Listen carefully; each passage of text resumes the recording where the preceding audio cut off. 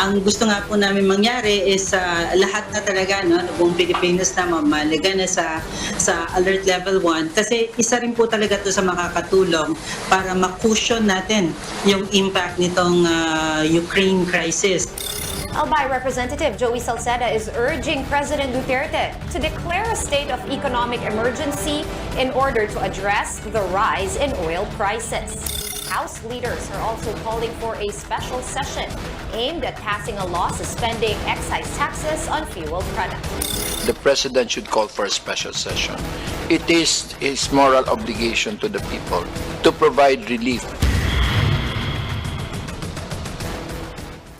Fuel prices are skyrocketing globally. Congress has asked the President to declare a state of economic emergency so that local governments can make use of calamity funds and hopefully so that lawmakers can decide on whether or not to suspend excise taxes on oil products. How else can government provide economic relief in these times of crisis?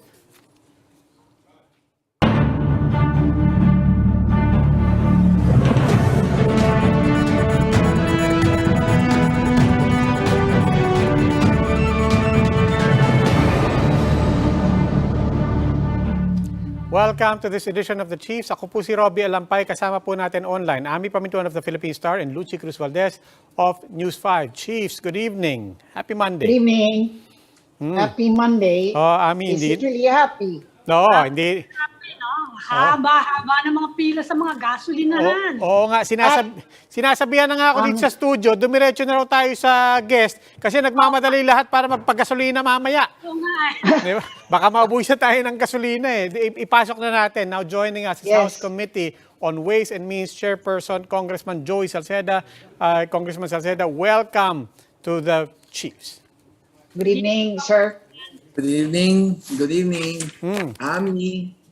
Okay, sir, diretso na po tayo. You're asking for the president to and Congress to act immediately. What exactly do we need to do para mabawasan naman? On the one hand, the economy is opening up. Engines are starting to grind back into operation, but those engines are running up against high fuel prices, pataas ng pataas, no end in sight. What do we need to do? Unang-una, talagang umakyat na ng benching ko halos across the board. Whether gasoline, diesel, pati na po yung kerosene. Yung LPG lang ang konti lang ang taas. So benching ko na po yan, ay nararamdaman na po yan ng mga ordinary mamamayan. So kailangan natin po makapagbigay ng relief. Sinabi niyo nga kanina, rumaratyada na rin ang ating po ekonomiya dahil sa pagbubukas. Subalit, ang ibig sabihin niyan, kahit mataas ang presyo, hindi po bababa yung volume. Sa katunayan, ang ating oil bill ay aangat ng $4.7 billion. So that's about 240 billion. Na wala naman tayong ginawa, tumaas yung babayaran natin. Eh sino magbabayad nun? Ang magbabayad doon ay mga consumers.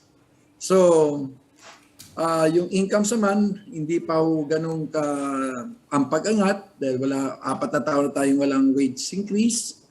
Tapos, para po mabigyan ng relief agad, ang pinakauna sana dyan, pinakamainam, siguro, yung pagbibigay po sana ng ayuda o yung tinatawag nating naka-identify po ako ng dalawa. Unang-una po, may 2.5 billion tayo. Pero i-compare mo 240 billion, wala pa yung BIS. So kung dagdagan mo ng BIS, aabot po ng 350 billion yun, plus 12% VAT, plus excise tax. So, kailangan, proportional po ang ating pong tugon. Kung doon lang sa GAA, umaabot po ng 15.5 billion. 2.5 billion po ang nasa GAA na pag lumampas ka 80, mabibigay po ng subsidy po sa transport, 500 million sa farmers. Meron din po tayo 5 billion na nasaan program.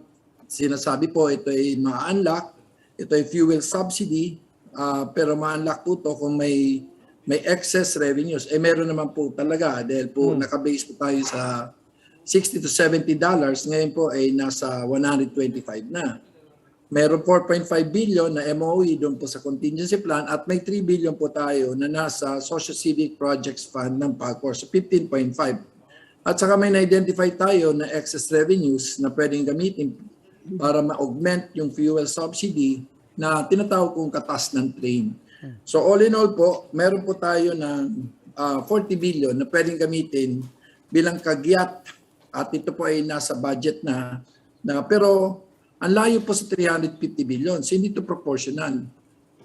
So kailangan po talaga sabayan po to ng suspension ng excise tax, lalo na yung sa train. Aabot po yan ng 38.9 billion. Nasa Kongreso po ngayon, nakabitin lang, naka-sponsor na, wala akong nag-register na tatanong, so halos siguradong second reading. So in one day, kaya po itong aprobahan ng House, pati na po ng Senate, lalong-lalo na kung ito po ay magpatawag ng special session at i-certify na urgent ng Presidente. So kailangan lang gawin ng Senate is to adopt the House version. So hindi ho ganun katagal.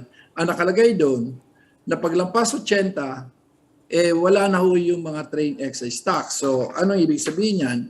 Yung gasolina na ginagamit ng mga may kotse, from 10, magiging 435 na lang kasi may dati na may 435. Yung mga big bike na alam naman natin, mayayaman yan, bababa from 10 to 7. Yung kerosene from 5 to 0. Yung diesel, 6 ngayon, magiging 0. Yung LPG, dating 3, magiging 0. Aabot po yan for 6 months sa 38.9 billion. So ibig sabihin, for 1 year, aabot po siya ng 80 billion. So 80 plus 20, so 120, at least 1/3 nung sakit na dulot po na hindi naman po kasalanan ng kahit sino man. Ito po ay isang exogenous shock. So, pero given na yan. Gano'ng katagal yan, sir? Gano'ng katagal yung 80 billion na yan? Pag sinabi mong kagyat, as soon as possible, tapos gano'ng katagal? Gano'ng katagal po yung epekto? Gano'ng katagal po yung Yung 80 billion, how long will that last? Unang-una, yung sinabi ko kanina na mga 350 billion na tinatawag natin dagok sa konsumo o sa gastos ng ordinary pangkaraniwang pamilya, ito ay mga yearly po to. So 80 nung 350 at least kaya po ng gobyerno, galing po sa expenditure at galing po doon sa revenue loss na tinatawag natin excise tax. Kahit na tuloy-tuloy pa yung pagtaas ng presyo ng gasolina. Kasi sabi nila Well, doon na pumapasok yung ibang bagay. Kasi nga, ang sinasabi ng JP Morgan, baka umakyat ng 189 yan.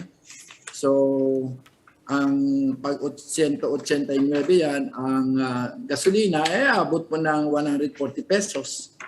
Congressman, ang sabi na, siyempre, yung Department of Finance, sila yung tatamaan ng gusto pag nawala yung excise tax. Sabi nila, pabayaan daw yung law na matuloy na maghintay ng 3 months daw. 3 months. Yan po sinasabi nila, ang kinikita kasi ng gobyerno mula sa oil ay umabot po ng halos 500 billion per year. So yan po ang buwis galing po diyan sa langis, both VAT pati excise tax. so mawawala yun. Kaya ba natin maghintay ng 3 months? Yun ang gusto ng Department of Finance Hintayin doon 3 straight months of mataas na mataas, above 80 per barrel. Ang sinasabi ko naman po, ma'am, yung excise tax for 6 months, pwede naman yun i-extend. Ang nakalagay po doon sa proposal na nandiyan po sa Kongreso, hindi November pa po to. Halos approve na po sa second reading. Pag lumampas ka ng 80, wala po yung train excise. Pag bumaba ka ng 65, balik tayo sa train. Pag bumaba ka pa ng 45, kami naman ang magdadagdag ng 3 para may social income stabilization fund. So, ibig sabihin yan, hindi katulad nagkakanda o gaga tayo kung saan nahanap ng pera pantustos para po sa gastos ng mga mahihirap. Ngayon, nakabuilt-in na po dito sa Excise Tax Suspension Act or Fuel Crisis Act na talagang nagkaroon po ng consensus yung 4 na komitiba. Number 1, to ask the President na magpatawag po by March 15 ng special session. Pangalawa, na ma-aprobahan po yung excise tax sa suspension. Pangatlo, ang panggamit po ng excise kasi nga, di ba, tumataas. Ang assumption nila, $60 to $70 ang MOPS o yung langis sa pandaigdigang kalakalan. Ngayon, nasa 125 na. So, may sobra po doon na 25 billion, although ang computation ko 75 billion. At saka yung mabilis, kaso ewan ko kung gaano kabilis kasi alam mo naman sa Pilipinas, meron tayong bureaucratic inertia, pero sana magawa ng paraan. May 15.5 billion po na pwedeng gamitin para magbigay po ng konting ayuda o Hey, Congressman, to that point, kung pong matanggal natin yung excise tax muna sa langis, pagkatapos may nabanggit kayong subsidy sa transport, how long can we keep the transport sector at bay sa hinihingi nilang mga fair price hike? Doon na po yung tinatawag natin shared sacrifice. Hindi na ako kakayanin, kailangan po ng konting fair hike. Dahil since 2018 pa, 9 pesos na tayo. So kailangan po ng konting adjustment po. Doon po sa variable, di ba, 9 pesos. Tayo ngayon, plus so much per kilometer. Hindi po maiwasan na talaga mag-adjust na rin tayo. Doon po sa variable na variable per kilometer na fair. So definitely we cannot avoid. So kailangan po ng shared sacrifice. So para sa akin po, paano naman yung pagtaas ng arena? Kasi yung kalaban natin sa ngayon sa $125 billion, 125 is 350 billion of pain. So 80 galing sa gobyerno, may konti po sa consumers, pero kulang pa rin. So yung natitira po na yung hindi po kakayanin po ng fair hike, ako sa pananaw ko, although malaking debate ito, kailangan po ng wage adjustment. Dahil kung iisipin mo, number one, yung mga korporasyon binigyan natin ng napakalaki pong tax savings under CREATE. From yung mga SME from 30 to 20%. Yung mga large corporation from 30 to 25%. Umaabot po ng 87 billion ang kanila pong natipid for every year. For 2 years already. So, sa tingin at ang ating wages have been stagnant. In fact, for the past 20 years, our real wages have gone down by negative 1.77. At dito sa Metro Manila, yung huli po na 2018 na wage adjustment, 537, ngayon, 464 na lang o a negative 15% decrease in real purchasing price. So, oras na rin pong tingnan din. So, kasama po although walang consensus dyan, ako lang po yung masigasig na sinasabi ko na hindi kakayanin, kailangan na shared sacrifice. Yeah. Na So this is particularly for the private sector. Ano pong calculation nyo sa wage adjustment? Hindi ko pa po nakakalculate. Depende po yan sa regional wage boards. At nakalagay sa Republic Act 6272, motu proprio sila, depende daw sa kondisyon doon na sa kanila pong lugar, sila po magsiset kung kailangan pong i-adjust. Pero sa pananaw ko, gawa ka po na lahat umaangat, alangan naman po na, kumbaga, structural impoverishment ang strategy natin dito. Definitely, doing nothing is not policy. Congressman, may rekomendasyon din kayo to declare a state of economic emergency. Ano ba yung... Wala akong katiwa-tiwala at kuminsan dyan sa mga ibang nag-handle po ng mga ayuda. Katulad ng mga tricycle, nakalagay sa batas na dapat bigyan. Wala ako sa kalkulasyon nila. Sa prinisinta nila kanilang programa, wala yung mga tricycle, samantala nasa batas. So, para mas mabilis, kung mag-declare ka ng state of emergency, automatic po yung mga local government units, pwede lang gamitin yung kanila pong calamity fund at based po sa kanilang 1.4 trillion na IRA, gawa ng Mandanas, meron po doon na halos 70 billion na pwedeng gamitin para po para tulungan po yung mga affected sectors by way of ayuda. Mas mabilis po dahil mas kilala nila, mas mabilis sila maglista. Problema lang kasi election, pero kung may state of national economic emergency, and there is a national, especially given the uncertainty about the personality of Putin. So you really have to have all guns blazing against this problem. Bukod po sa transport sector, paano naman po yung ibang sektor like agrikultura, no? Yun na nga Lalo po. na. Oh, Yung nakalagay po dito, ginaya ko lang po yung ginawa noong 2008, nung na 142 yan, yung kay President GMA, nagkaroon ng katas ng bus. Ngayon po, may katas tayo ng train. Ang nilagay po doon, ano ba yung mga nilagay ni President Gloria noon? Ang tinatawag na katas ng BAT, nilagay po dyan doon. Fertilizer, irrigation, pantawid kuryente, SME subsidy, direct cost assistance to senior citizen, livelihood program for families of public utility drivers. So halos lahat pwedeng bigyan. Ang importante po, meron tayong 40 billion in direct expenditure na pwedeng gamitin na identify po at nasagaa po at merong congressional authorization. Okay. Para sa farmers lang yan. Ganun ba? Lahat po na apektado. Okay. Kasi ang sabi po ng mga magsaka, 10% lang daw ang matutulungan ng subsidy na yan. Ay, opo, tama yun. Kaya nga sinasabi ko na may katas ng train. Ang estimate ko, 75 billion ang lalampas po. Kasi ang forecast nila ay $60 to $70 lang. Ngayon nasa 125 na. Obviously po, halos doble na po. Lampas doble na po yung assumption. So meron pong VAT component kasi yung excise tax ay fixed. 3 pesos, 10 pesos, 6 pesos. So meron po tayo doon na iipon na lumalampas po kasi yung 12% VAT pati po yung excise tax ay may 12% VAT. So kung para mas natin, dati po binabayaran natin para sa langis umabot po ng mga $10 billion per year. Gawa po ng pag-angat, umaabot po ngayon tayo ng 14.7. I-compute mo na lang po yung 14.7, umabot po yun ng 240 billion additional cost. Wala pa po yan ng kung ano-ano. Pag dinagdag mo po yung distribution cost, pati yung mga buwis na umabot po ng 533 billion, pag pinang ng 500 billion, ipasok niyo pa po yung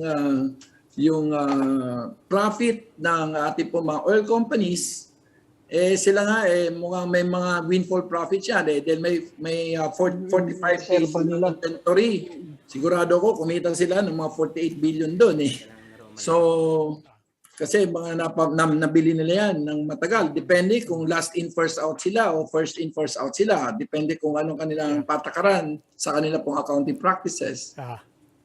Congressman, we know we don't have that much time with you and you need to also go. But one last question. Let's talk about just the process that needs to happen. You said President Duterte should call for a special session on March 15. So beyond the details that you're discussing and already studying, first step is to just get the legislators together for a special session. What's your sense of urgency of Congress and of Malacanang?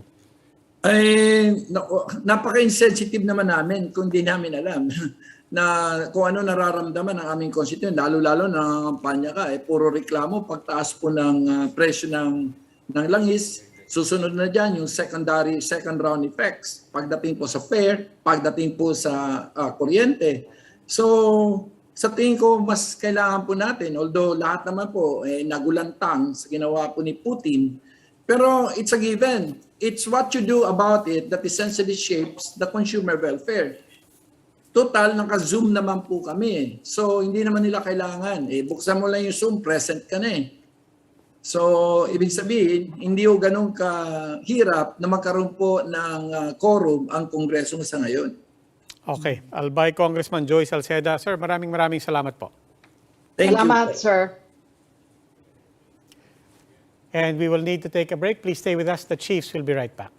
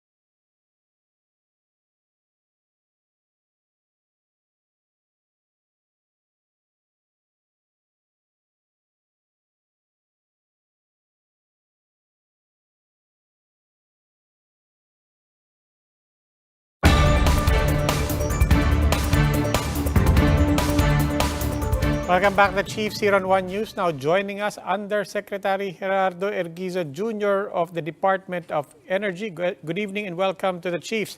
Yusek evening, Erguiza. sir.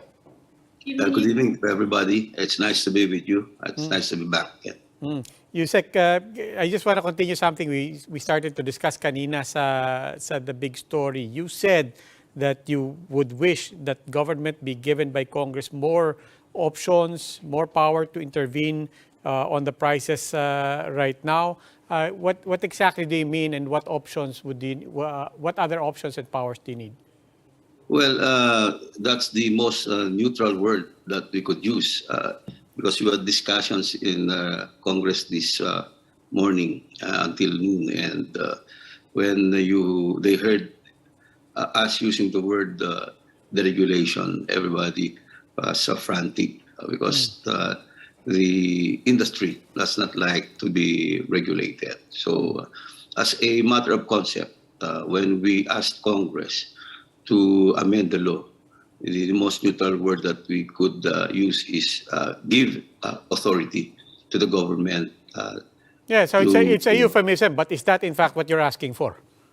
Yes, because as I said earlier, the framework where we are in right now is that we are all dependent on the regulation law.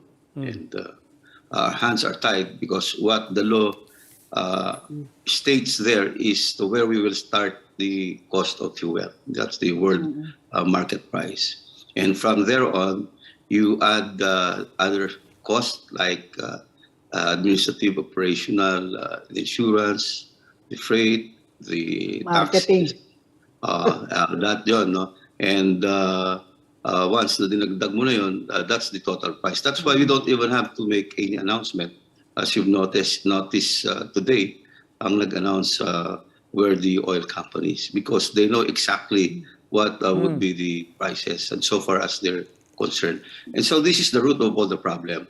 And we've asked Congress, of course, that the government be given the authority. One example that we've thought of is perhaps they could revive that buffer fund again. And that was used in the past in the Yung oil price stabilization fund, no? but again, unpopular din yan.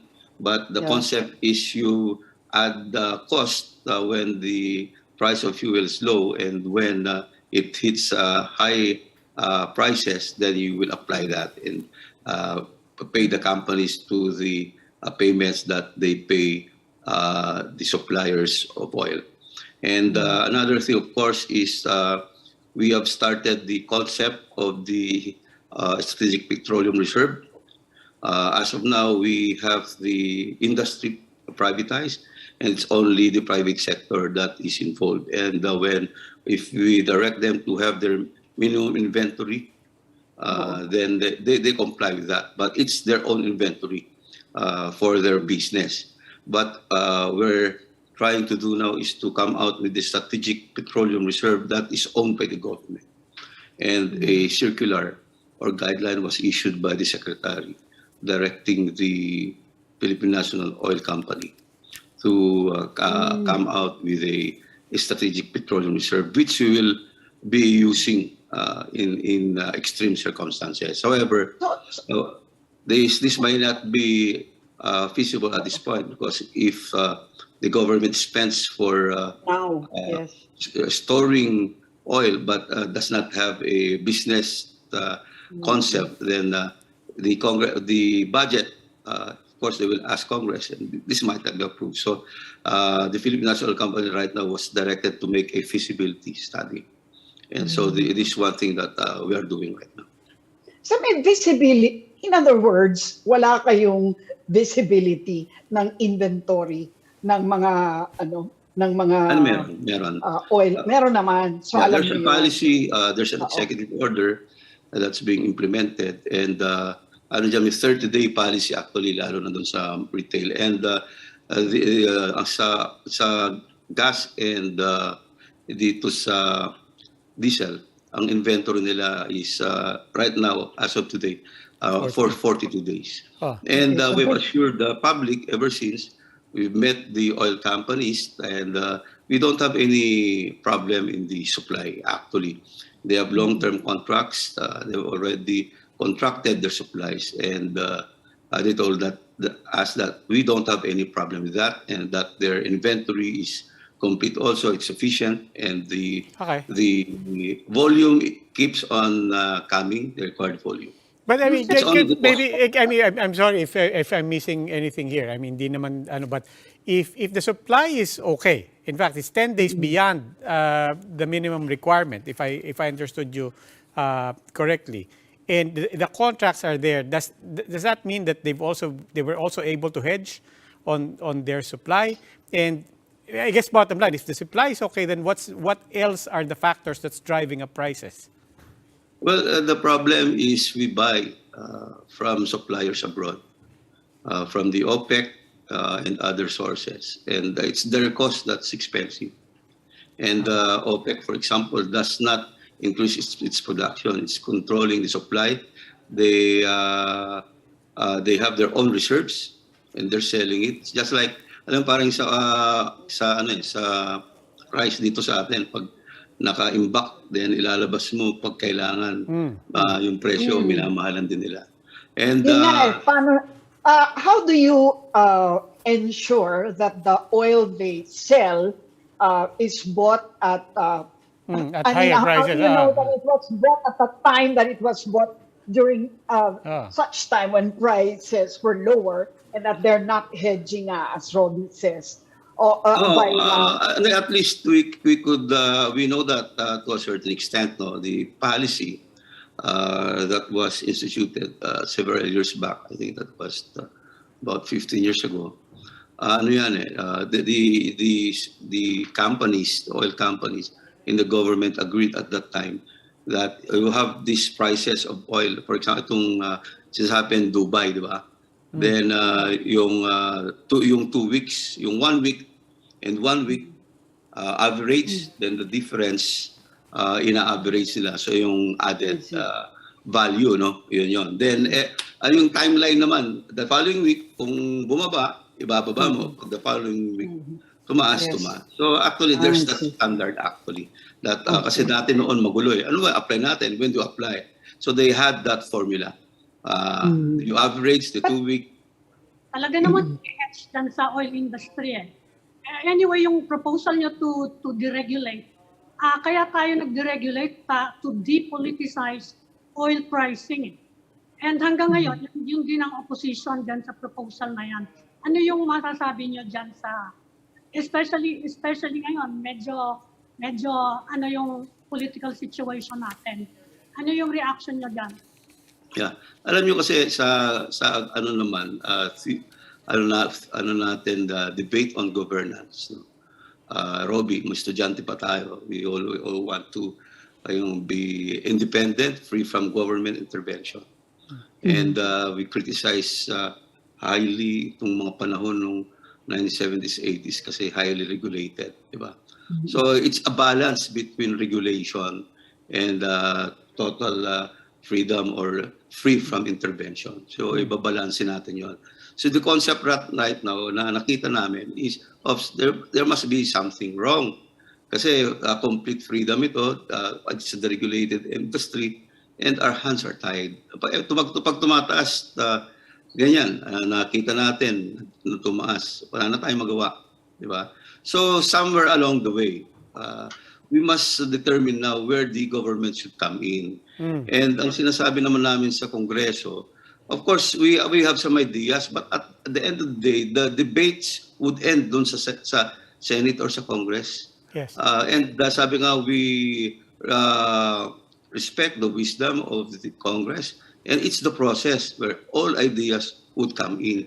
Kasi kami kahit nasabihin namin, napakaganda na idea, pagdating dun sa Kongreso, kami mismo, hindi maganda yung idea namin eh. Alam niyo naman ang debate dyan. So we have introduced this idea because whether we have to regulate or we don't regulate, and we have to strike a balance here. Hindi namin sasabihin sa kanila, this is what we really need, but let's sit down and we go to the drawing table and look at the facts. So how will we address this problem? Yusek, Regulation, in line with that, may mga lumalabas na story na pinag-aaralan daw nyo to get back Petron from the Filipino stakeholders at least. Hindi po. Ano yung mga storyang yan? Hindi po, walang katotohanan yun. Sa matter of fact, kakausap lang namin ng secretary, and we know that the government is not in any position to buy back or take any private corporation. That's not the direction of the department right now. As I mentioned, one direction is putting up the strategic reserve so that it could help in problems like this one. Yusek, kanina kausap natin si Congressman Joey Salceda. He was speaking about one needing an emergency session with Congress. Specifically, one of the things they want is tanggalin muna yung excise tax on oil. But this is all in the framework of the emergency situation right now. When we talk about deregulation, is it in the framework also of an emergency situation? In other words, habang may crisis ngayon, or are we in fact advocating for a change in the paradigm?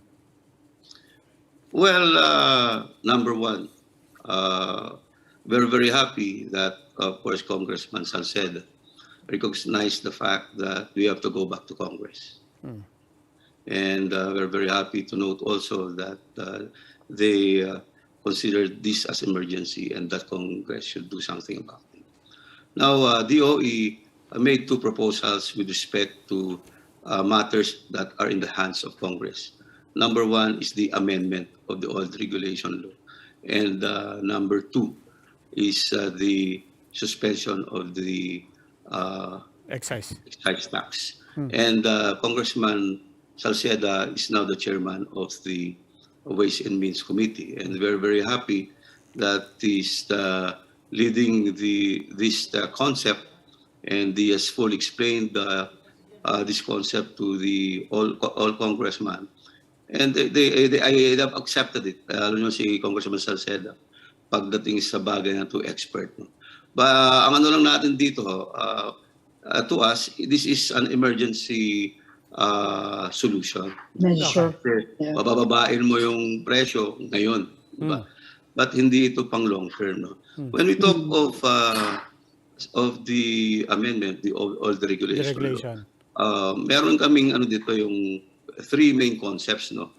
That we introduced, the unbundling concept, the legislating. How will that help exactly, yung unbundling? How does that help? Yeah. Well, because you have the world market price, and then of course the eventual cost will include all other costs like the operational cost, administrative, freight, the transportation, insurance, and so on and so forth. So these are the other costs. And it's the position of the Department of DOE that what is unregulated under the law is the world market price. I see. But with respect to other costs, you can regulate it. And we made some studies, and we saw from previous figures that we could lower from 3 pesos to 12 pesos. But when we had a department circular or a guideline requiring companies to unbundle their costs so that we will see where we could reduce the price. However, this circular, they filed a case against the Department of Energy, some of the players, and a temporary restraining order was secured until a writ of preliminary injunction was secured. So this was not really applied because it was stopped. And therefore, we included this in our request for amendment. Yusek, linawin ko lang, I'll use the same line of question kanina ni Lucci when it came to the supply. But so you said, we need this so that then we can see, once we unbundle, so we can see. At this point, you cannot see kung saan where those different areas where you can intervene are? Well, nakikita namin na pwedeng may pagbabaan dyan, pero ang position nga ng Rob, is unregulated, dapat hindi namin pakialaman yan. That's Ah. why we have to legislate it para pwede It- namin pakialaman yung area na yan. It's Pero one thing anong na hindi nyo factor na... sa go ano ahead. yung ano yung items sa pag in-unbundle at nalaman nyo, ano yung items na pwede nyo i-regulate? Halimbawa, mariregulate nyo ba yung freight? Mariregulate nyo ba yung marketing expenses nila?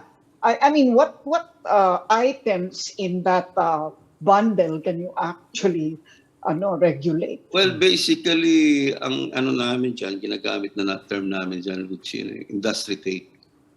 Industry. Yeah, so the industry take. So baka naman, alam nyo, this is subject of a case, no? So baka pwedeng, Okay. muna Baka natin.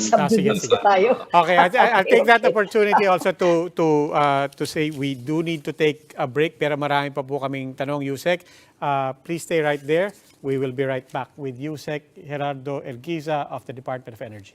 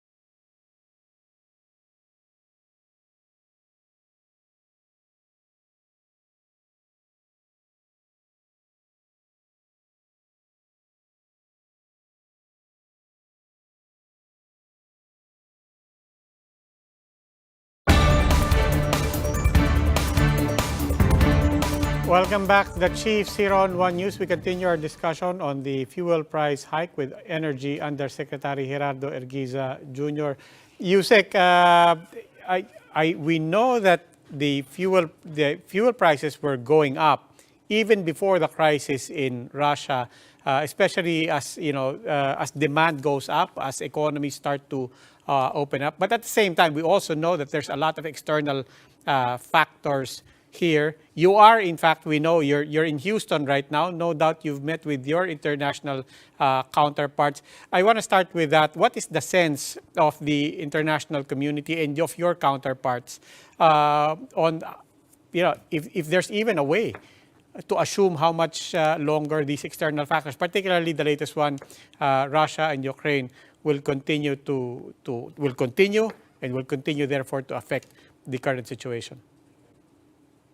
Well, insofar as that Russia-Ukraine issue is concerned, now that I am in Houston, I've observed what's happening with respect to their fuel prices. Of course, it went up also.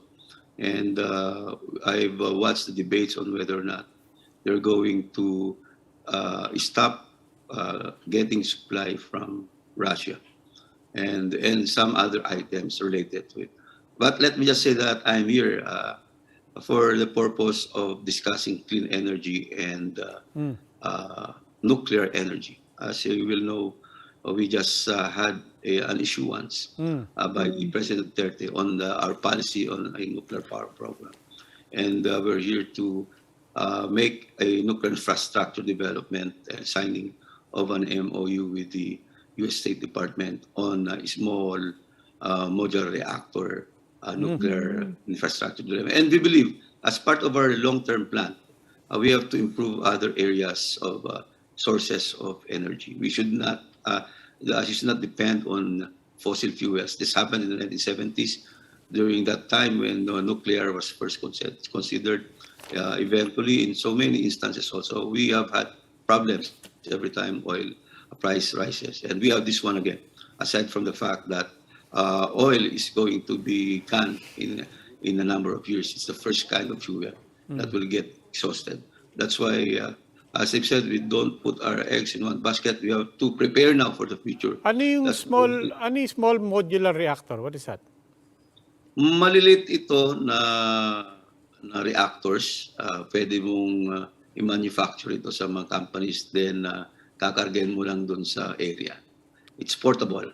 Okay. So unlike the old traditional nuclear power plants, you have to clear how many hectares of land, then build the infrastructure before you put the reactor. So in other words, hindi yan nakatali. Kasi every time we talk about nuclear power here, all the conversation starts with revisiting Bataan nuclear power plant. Yes. That concept hindi necessarily nakatali yan sa BNPP. Hindi. I am the chairman of the nuclear organization of DOE, and yung interagency. Ako yung presiding officer. Ganito yung the concept is we first come out with the program, energy program, and make nuclear as a viable, doable source. Then tinabi lang namin yung BNPP issue kasi alam mo, it's so polarized. So if we put that part of the policy that the committee will do, hindi yan matatapos. So we are done now with this nuclear energy program, and we're thinking that the best proof of concept for nuclear that we could start with is the SMR, not with the Bataan nuclear power plant. But our committee, of course, was directed to come out eventually with the recommendation what to do with the BNPP. Let me relate to you that there was a survey by SWS, and in one of our discussions with older officials in the government, they've been telling us that the BNPP is not popular, people don't like it. But the survey that was done by SWS shows that iba na yung generation ng tao ngayon. 48% they know the BNPP, they're aware of it, but about 52% they're not aware of it anymore. And when asked if rehabilitation of the BNPP is amenable to them, about 79% yes, and putting up a new nuclear power plant, it's 65. Basically, it's a new generation. Siguro, it's the information highway, and everybody knows how at this point the technology of nuclear power plant has almost been perfected. And itong mga 3 Mile Island, Fukushima issues, ito yung mga first generation nuclear power plants. At nakita na yung defect ng mga to. And we have laid down a framework. Gusto ko lang sabihin sa inyo na when I said we have to study the nuclear as a source, pinag-aralan muna namin yung policy. It must be something that's acceptable to all agencies in the government and the governing body. So this was composed of around 17 agencies. We studied there for how many months, almost a year, and we recommended this to the president. And in line with this, we've had many activities with the International Atomic Energy Agency and laid down 19 infrastructure issues that should be complied with before you can go to nuclear. And this includes, of course, safety, security, and safeguards. And this includes putting this into law. And the third portion from policy, the aligning standards with international standards, is legislating it into law. We cannot proceed having nuclear power plant without the law, incorporating all these 19 infrastructure matters or concerns that was suggested by the IAEA. And lastly, as a lesson of the past, the fourth is acceptability, consultation and acceptability by the people. And we use that survey as a starting point, as benchmark, to come out with a comprehensive communication program. And this is now being implemented by the PCO. And this is a long process because we now have the policy which allows the entry of nuclear power in the energy mix. And this, in our Philippine Energy Plan, it could come in 2030 or as early as 2027. So we have to lay down completely the requirements of nuclear infrastructure development aligned with international global standards. We have the law, then the acceptability. USEC as part of safety, saan nyo ilalagay yung nuclear waste? In a small modular reactor. Saka ano bang estimate ng cost ng small and modular reactor? Well, ang malalaking nuclear power plants so kasi ano yan maabot sila ng mga 6 to 9 million. Ito nasa hundreds of millions lang itong small modular reactor depende doon sa capacity. It starts with 10 megawatts to 300 megawatts. Kung gustong palakihin, pagtatabihin mo yung mga modular reactors. So, it is very applicable under the Philippine setting because may mga islands so tayo and ang islands natin are powered by diesel engines. Napakamahalo ang diesel. At the same time, we have this global direction now of disallowing sources of power that generate or emit carbon, coal and diesel. So, ang nakikita po that these are declining also because of this program and global policy and direction. So ano yung nuclear waste disposal nga in a small modular reactor? Saan Dalawang practices so ngayon worldwide. Doon sa power plant mismo, naglalagay sila ng isang safe area dyan at meron yung way of disposing this nakalagay sa cylinders itong mga waste na ito. But ang direction ngayon, we have in Netherlands and in Korea, ito yung geological foundations or formations gumagawa ho under the ground at tinatago ho doon na nakasimento ho yun ng na protected. I visited this one in Korea and nakita naman namin na maayos ho. This is now the direction. Yusek, nag-headline of course ito dahil nag-executive order si President Duterte, as you said, laying out this policy to be open and to endorse that direction of adopting nuclear energy. Ang tanong ko lang po, how stable is an EO as policy footing to ensure actual long-term direction here? Kasi alam natin, it also needs a law. That's something that Dr. Arcilla pointed out in the IAEA guidelines and protocols and playbook. For adopting, it's a long list of things you need to do. You still need a law. How stable is an EO, especially knowing that we're heading into elections, a new government next May? Yes, Robbie. We have these 4 cornerstones in the development of nuclear infrastructure, and we learned this from the International Atomic Energy Agency Committee and from our lessons in the past. Of course, you must put this first as a policy, and policies are embodied in presidential issuances. And this is the executive order. And we have been transparent. All agencies that are involved in energy, environment, health, defense, etc., were involved in crafting this executive order. Unlike in the past, when suddenly there was change in administration, there was no policy, and there was an accusation that it's just the whims and caprices of a previous administration when it was changed by another. Now, we have here a solid policy studied very carefully by all the departments. It was just recommended to the president. But, we are also aware of the fact that anytime an incoming administration may not implement that policy, but when you have that policy already, when you put up a nuclear power in the future, when you need it, then you don't have to make that policy again anymore. And aligning it with international standards, it took us 5 years to do a framework with International Atomic Energy Agency.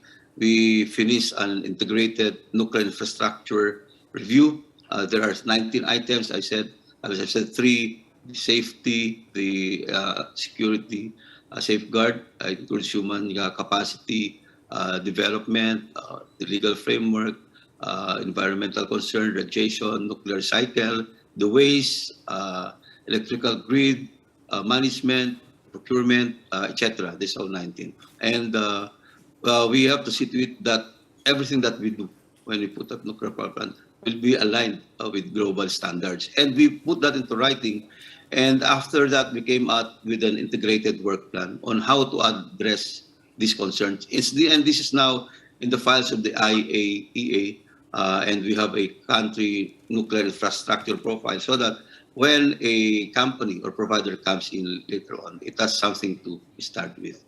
But of course, we cannot start all of this because we have to regulate nuclear power, and that is done through a regulatory body. And that regulatory body is organized or put up through a law.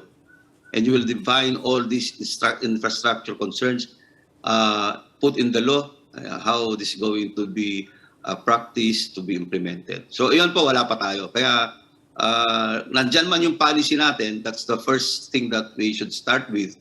Because sabi nga nila dyan, we must have a clear position whether we accept nuclear energy as source of power in your place in the energy mix. And right now, yun yung na-decision natin.